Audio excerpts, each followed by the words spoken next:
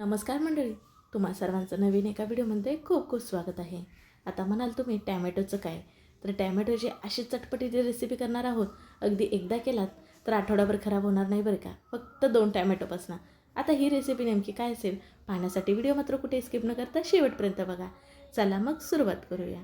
सुरुवातीला बघा आपल्याला लागणार आहे टॅमॅटो. तर 2 इतके टॅमॅटो घेतलेत, पण टॅमॅटो मोठे आहेत बघा आणि अशी घट्ट कडक अशी टॅमॅटो घ्यायची, नरम गिळगिळीत घ्यायची नाहीत बरं का. आता ही टॅमॅटो ना आपण धुवून घेणार आहोत. टॅमॅटो ना लाल बुंद असं घ्यायचा बरं का, कच्चा टॅमॅटो घ्यायचा नाही. टॅमॅटो पाण्यामध्ये ठेवायचा आणि नंतर बघा चांगला असा कोरड्या कपड्याने ना पुसून घ्यायचा आणि मग हा आपण चिरून घेणार आहोत. जर टॅमॅटो छोटे असतील ना मग 4 घ्या बरं का. आता चांगले हे मोठे आहेत म्हणून इथं 2च घेतलेत. आता हा टॅमॅटो आपण चिरून घेऊयात. तर पाठीमागच्या बाजूचा भाग असतो तो काढूयात आणि ह्याच्या फोडी करून घेऊयात अशा. हा आपण टॅमॅटोने शिजवून घेणार आहे. त्याच्यामुळे ना अशा मिडियमच साधारण एका टॅमॅटोच्या 4 इतक्याच फोडी केल्यात बघा. आणि जर मोठ्या फोडी वाटल्या तर मध्येत ना अनेक चिरून घेतलात तुम्ही तरीसुद्धा चालेल, बारीक फोडी करून. अगदी अख्खा टॅमॅटो ठेवलात तरीसुद्धा चालेल. टॅमॅटो जर नरम असेल ना तो घ्यायचा नाही. नरम गिळगिळ टॅमॅटो असेल ना तर आतमध्ये किडे असतात बघा. त्यामुळे टॅमॅटो घेताना नेहमी ना हाताने दाबून कडकच असा टॅमॅटो घ्यायचा. सर्व टॅमॅटोच्या फोडी ह्या डिशमध्ये काढून घेतल्या आणि चला आता आपण गॅसकडे वळूयात. तर गॅसवरती बघा एका पातेल्यामध्ये ना पाणी उकळण्यासाठी अगोदरच ठेवलं होतं. आता ह्या पोळी का नाही ह्या उकळत्या पाण्यामध्ये घालायच्या आहेत आणि आपल्याला शिजवून घ्यायचे आहेत. म्हणजेच की आपल्याला टॅमॅटो हा शिजवून घ्यायचा आहे. साधारण एक 4 ते 5 मिनटामध्ये ना हे टॅमॅटोच्या फोडी शिजल्या जातात बरं का. झाकण ठेवायचं म्हणजे ह्या लवकर शिजतात. कुकरला वगैरे बिलकुल शिजवायचं नाही बरं का, नाही तर खूपच टॅमॅटो गाळाचा शिजला जाईल. आपल्याला फक्त नाही ह्या बघा टॅमॅटोच्या वरती साल निघालेले तुम्हाला दिसत असतील. मग गॅस बंद करून घ्यायचा आहे. इतपत हे शिजवून घ्यायचे आहेत. खाली बघा चाळण ठेवले आणि ह्या टॅमॅटोच्या फोडी सर्व त्याच्यामध्ये काढून घेतल्यात. म्हणजे एक्स्ट्राचं जे पाणी असेल ते खाली निघेल. आणि ह्या फोडी ना हलक्या आपण थंड करून घेऊयात. आता बघा थंड झाल्यानंतर ह्याच्या पाठीमागच्या बाजूची जी साल आहे टॅमॅटोची ती सहजपणे निघते. व्हिडिओमध्ये तुम्हाला दिसतच असेल. ही टॅमॅटोची साल आपल्याला काढून घ्यायची आहे. आणि जे खाली पाणी आहे ना ते फेकून द्यायचं नाही बरं का. ते तुम्ही टॅमॅटोचं सार किंवा आपण रस्साभाजी कुठली करतो ना त्याच्यामध्ये ते वापरू शकता. बिलकुल टाकायचं नाही. साल आहे का नाही ती बिलकुलसुद्धा ठेवायची नाही बघा. सर्व फोडींच्या वरची काढून घ्यायची. आता का नाही हे पूर्णपणे थंड करून घ्यायचं आपल्याला आणि मग ह्याची आता आपल्याला पेस्ट करून घ्यायची आहे. पण पूर्णपणे थंड झाल्यानंतरच.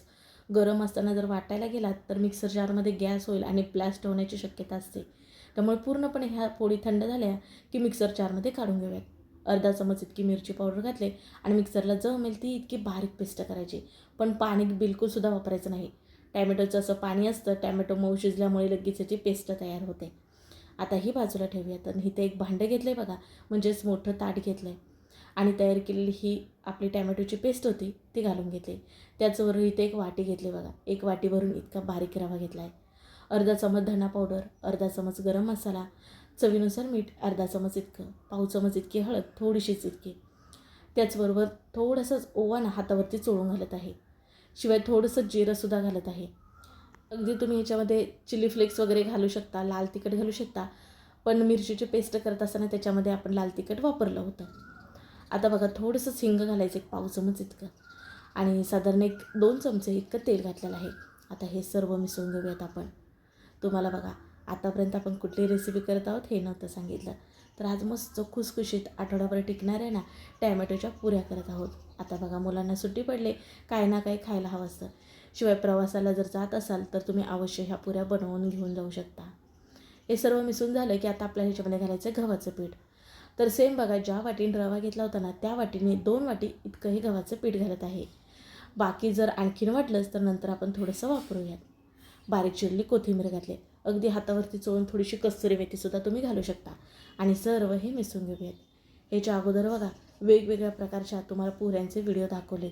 जसं की मिक्स पिठाची पुरी दाखवली, व्हेज पुरी दाखवली, त्याचबरोबर आपली बटाट पुरी दाखवली, त्याचबरोबर मसाला पुरी केली, मेथीच्या पुऱ्या केल्या, त्याचबरोबर आपण कोकणी वडे म्हणतात ना ते सुद्धा केले. ह्या सर्वांचे व्हिडिओ आपल्या चॅनलवरती अपलोड आहेतच. तर बघा ह्याच्यामध्ये ना बिलकुलसुद्धा पाणी वापरायचं नाही. टॅमॅटोची आपण पेस्ट केली ना त्याच्यामध्येच मावेल तितकं हे आपल्याला पीठ घालून मळून घ्यायचं आहे. वरून बिलकुलसुद्धा पाणी वापरलेलं नाही आणि जितकं पीठ रवा घेतलं होतं ना त्याचं प्रमाण अगदी बरोबर आहे. बघा जसं कणिक मळतो तसा छान एक गोळा झालेला आहे. जर तुम्हाला पातळ वाटलं तर थोडीशी कणिक तुम्ही वाढवला तरीसुद्धा चालेल. कणकेच्या ऐवजी तुम्ही मैदासुद्धा वापरू शकता. आणि सर्व हे छान प्रकारे मळून घेतलं आहे बघा. अगदी मर्दून एक मऊसूद गोळा करून घेतला आहे. आता याच्यावरती झाकण ठेवूयात आणि एक ना आपण 10 मिनटं भिजत ठेवूयात, म्हणजे रवा चांगल्या प्रकारे फुलेल. अगदी जास्त वेळ भिजत ठेवायचं नाही, कारण गव्हाचं पीठ असल्यामुळे की नाही हे सैलसर पातळ होतं म्हणून. बघा 10 मिनटात अगदी हलकं मऊ पीठ झालं आहे. वरून थोडंसं तेल घालून पुन्हा हे छान असं मळून घेऊयात. तुम्ही ह्याच्यामध्ये ना उकडलेला बटाटासुद्धा किसून घालू शकता, पण हे पीठ पातळ होईल, मग तुम्हाला आणखीन थोडंसं गव्हाचं पीठ वापरावं लागेल. पण चव टेस्ट छान येते बरं का उकडलेला बटाटा घातल्यामुळे. आपण रवा वापरला का नाही, त्यामुळे ही पुरी ना बराच वेळ आपली फुललेली राहते आणि शिवाय खुसखुशीत होते. कुठलीही पुरी करत असताना ना त्याच्यामध्ये थोडा तर रवा वापरायचा, म्हणजे आपली पुरी ना बराच वेळ अशी फुललेली राहते. आता काय जसे पुरीला आपण गोळे करतो का नाही, असे थोडे छोटे छोटे असे गोळे करून घेतलेत. वरून थोडंसं त्यांना तेल लावून घेतले बघा, म्हणजे कसं पुरी लाटत असताना बिलकुल चिटकणार नाही. आणि बाकीचं पीठ जे आहे ते झाकून ठेवायचं, म्हणजे ते कडक व्हायला नको उघडं राहिल्यामुळे. आता काय जशी पुरी लाटतो तसं लाटून घ्यायचं. तेल किंवा पीठ लावण्याची गरज नाही. बघू शकता हलका आपण गोळ्यांना तेल लावलं होतं का नाही, त्याच्यामुळे सहज छान प्रकारे इथं पुरी लाटायला येते. जास्त जाड नाही आणि जास्त पातळ नाही अशी पुरी लाटून घ्यायची. अति जाड लाटलात ना तर पुरी फुगत नाही बरं का आणि खुसखुशीत होत नाही. आणि पातळ जर लाटलात तर कडक होईल बरं का, फुलत नाही. पण जर तुम्हाला पापड्या करायच्या असतील ना एकदम कुरकुरीत 15 दिवस टिकण्यासाठी, मग काय करा माहिती आहे का, एकदम पातळ पातळ लाटून घ्या आणि आपला काटा चमचा असतो ना त्याने असे टोचे मारा आणि मग तळून घ्या कडक कुरकुरीत होईपर्यंत. म्हणजे पुरी ही फुलणार नाही आणि मग छान कुरकुरीत अशी ही पुरी होते बघा. म्हणजे तुमची टॅमॅटोची कुरकुरीत अशी पापडी तयार होईल. आता आपण इथं पुरी करत आहोत, तर इथं मी थोड्याफार पुऱ्या करून घेतल्यात आणि आता आपण त्या तळून पाहूयात. तळण्यासाठी तेल बघा मध्यम गरम असावं, जास्त कडकडीत गरम नसावं. आणि पुरी तेलामध्ये सोडून छान दोन्ही बाजूने आपण तळून घेऊयात. असा छान लालसर तांबूस रंग आला की पुरी तेलाबाहेर काढून घेऊयात. गॅस मध्यम ठेवायचा बरं का. गॅस जर तुम्ही बारीक ठेवला तर पुरी तळायला गेलात तर फुलत नाही बरं का. आणि अति जास्त गॅस फास्ट ठेवलात तर पुरीला रंग लगेच येईल, खुसखुशीत होत नाही पुरी बरं का. मस्त मंद आचेवरती अशा छान पुऱ्या तळून घ्यायच्या. बघा तुम्हाला इथं बऱ्याच पुऱ्या मी दाखवत आहे. मस्त टुणटुणीत फुलल्यात बघा. मला म्हटलं होते बघा टॅमॅटो ही पिकलेली घ्यायचे, कारण टॅमॅटो पिकलेली घट्ट बघून घेतली ना तर ती आंबट असतात. पुरीसुद्धा आपली छान चटपटीत आंबट चवीला भारी लागते बरं का. अगदी टॅमॅटोची पुरी केली असं वाटते. आता बऱ्याच इथं थोड्याफार मी पुऱ्या तळून घेतल्या. अगदी मस्त झाल्यात बघा. रंग देखील सुरेख छान आलेला आहे.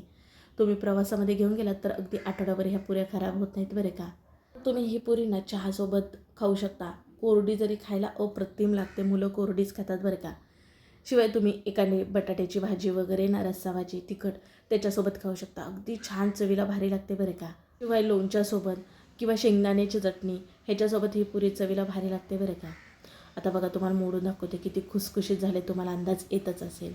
कसा वाटला व्हिडिओ ते सुद्धा कळवा. व्हिडिओ जरा सुद्धा आवडला तर पटकन एक लाईक ठोका.